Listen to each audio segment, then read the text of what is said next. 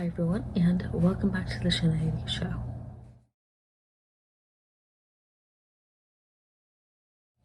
So since Anime Expo is now over, I figured that a good little transition back into other content, different content, would be another getting back into anime video, another episode of this. Fingers crossed this actually follows through, because with the monthly Thursdays video for June, where I did a getting back into anime discussion, I talked about how the last two episodes that I tried to do for this, for Delicious and Dungeon and for Blood of Zeus, both of those ended up falling through just because something was always going a little bit wacky with either the recording or the editing part or saving it, so I couldn't do episodes for those two animes, but I did do a little discussion video for those. But as I mentioned, I figured it would be a good time to hopefully do another episode where I actually do a reaction and then overall discussion for one specific anime. And I have my Jose Parrot Tiki Room mug with a bunch of anime titles in here. Okay, so I have 9 left, so including this episode, there will be at least 9 more episodes for getting back into anime before anime reactions just become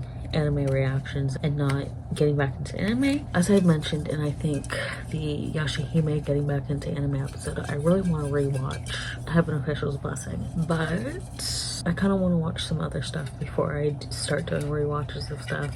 Okay, I have one in my hand. Oh, I have like 3. Let's drop 2 of them.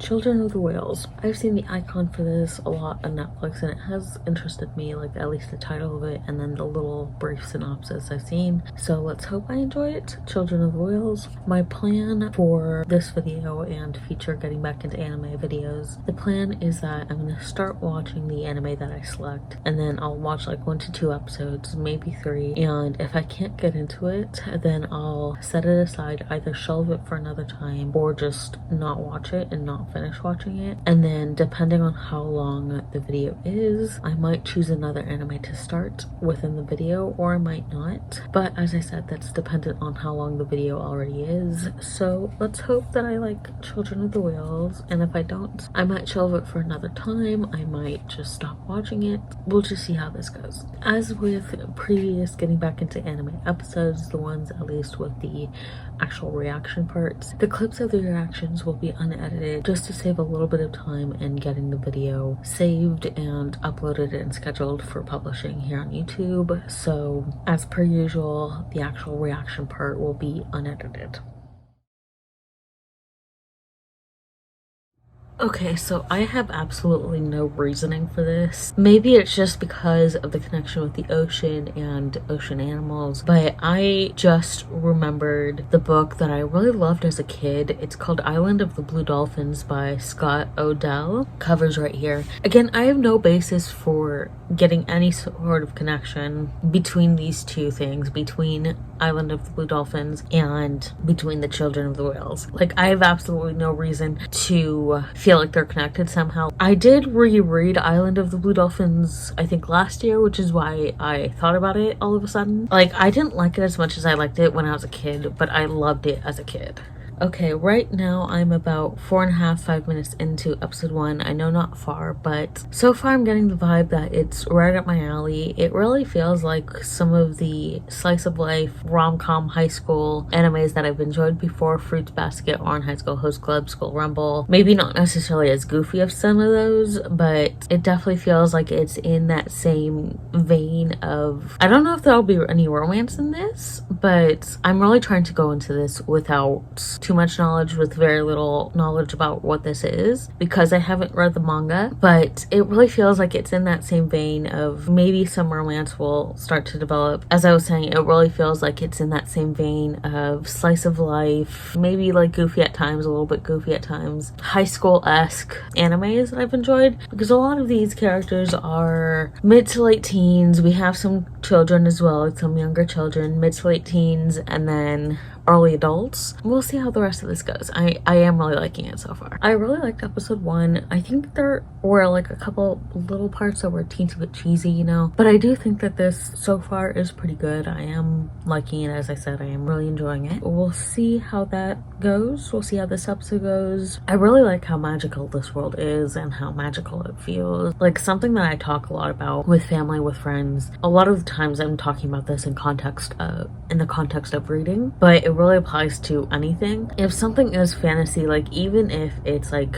a low fantasy, meaning that it's still set in our world, like even if it's a low fantasy, I need something other than just a magic system to make it feel like a fantasy, to make it feel fantastical and magical. I need something other than this is our world but with a magic system. Children of the Whales, episode 2. Let's continue with this. Okay, so I definitely think that there's going to be some romance in this based on the intro. The intro is really fun. They didn't do the intro for episode 1, but it is a really fun intro. It definitely is giving vibes, the intro, like I was saying earlier, it's giving vibes of your typical kind of high school slice of life rom-com anime. Maybe not as upbeat as some of those intros, but it's definitely giving those vibes, which I like. I'm not upset by this. Okay, Suo, Sammy's older brother, he's giving me Tamaki vibes. Given that he's giving me Tamaki vibes from Modern High School Host Club, it's kind of ironic. His name is Tamaki's last name.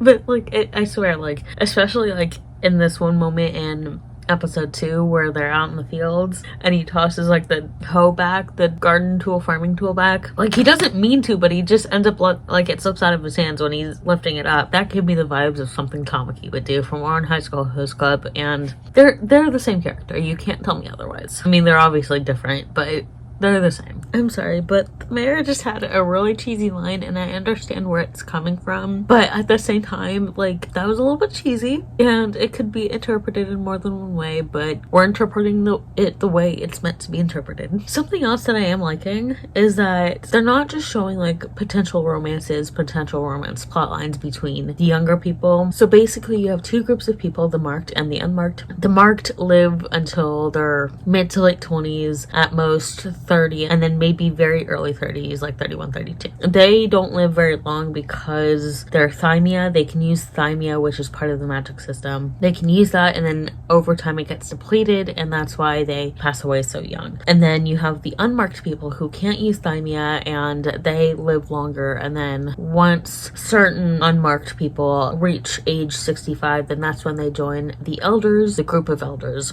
who basically run the Medwale. The mayor, she's like, I have about 19 years left. Until then, like, I just have to pretend that I'm a puppet. Like, that was a line that she said that was kind of cheesy, related to, like, I'll be a good puppet until I can join the elders and actually do some good. Because the mayor doesn't really have any political power. It's really the group of elders. I am liking that we're seeing that, I guess, her assistant, her aide person, the person who goes between her and the elders, or is the contact between her and everyone else. Like, he likes her. He obviously likes her. It's really cute, really sweet. We don't know if she likes him back yet, but it's really sweet. The point of this is to say that I think it's really sweet and really good that they're showing other romances between the older people and not just the younger people. So I think that's really good that they're doing that. I'm sorry, what? I can't say what happens at the end of episode 2 because it's getting to a point where it's like kind of starting to enter spoiler territory. The way I see it, at least, like, especially with shows, even if it's a single season, like the first 2 episodes, that can't really be considered spoilers because it's the first 2 episodes. Like, everyone's going to be talking about it. It's the introduction to the show, to the anime in this case. But once you hit like the end of the 2nd episode, going into the 3rd episode, that's when it starts entering spoiler territory. So I can't say what happened at the end of episode 2 because that's one of the trigger events for our main character for later on, and for a lot of the other characters in this. I will come back at the end of season 1, at the end of the anime. Let me look up real quick if there's going to be a season 2. At this point, I kind of don't think there's going to be another season. Okay, so there's one. Okay, so it was 2017. Okay, so the manga is apparently still ongoing. I don't know when this article was written. Unfortunately, as of now, there have been official confirmations for this from the studios, and there have been no official confirmations from the studios. And I think this article was posted sometime between 2017 and 2020 because it says that season 2 can release sometime in 2021 or later. As of right now, I don't think there will be a season 2, but I will keep track of that. Anyway, I'm gonna finish the anime and then let y'all know what my thoughts are on the overall thing.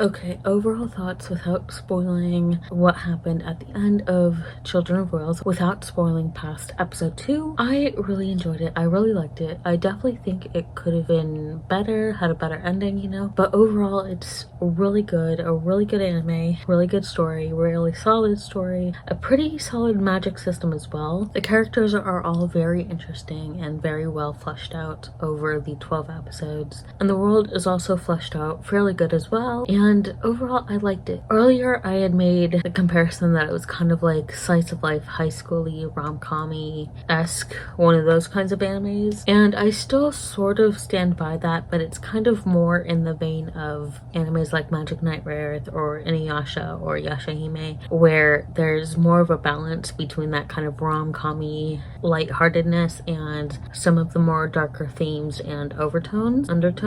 There's more of a balance, whereas like in Fruit Basket and School Rumble, and to some extent Orange High School Host Club as well, like with those ones, it's more of like darker, more serious undertones, kind of like lightly touched on here and there. Whereas with Children of the Whales and Magic Knight Rayearth and InuYasha and Yashahime, like with all of those, like there's more of a balanced out playing field between the lightheartedness, the rom-comminess, and the darker themes and plots and little moments. It's more of a balance between that. I did really like it. I do think I would have enjoyed it more and fallen in love with it if I had watched it around the time when I was first watching Orange High School Host Club or Fruits Basket or Magic Knight Rayearth or InuYasha. I would have enjoyed it more. I would have enjoyed Children of the Whales more back then when I had it, and that was maybe the late 2000s, very early 2010s, so like 2010, 11, and 12, but it was like mid to late 2000s, so between 2005 and 2008 or 9. If I had watched it around then, I definitely would have loved it more and enjoyed it way more. That's not to say that I didn't enjoy it. No, I did really enjoy it. It's just, it definitely speaks more to that inner child in me around that time when I was that old in the mid to late 2000s, but a lot of the reason why I still really enjoy those animes that I've watched, InuYasha, Magic Knight Rayearth, the old Fruits Basket, School Rumble, Orange High School Host Club, the reason why I still love a lot of those ones was because I really loved them back then, and a large part of it is for nostalgia. A good part of it is the fact that they do have pretty solid storylines and good storylines and character development, etc. But it's like 50-50 between that and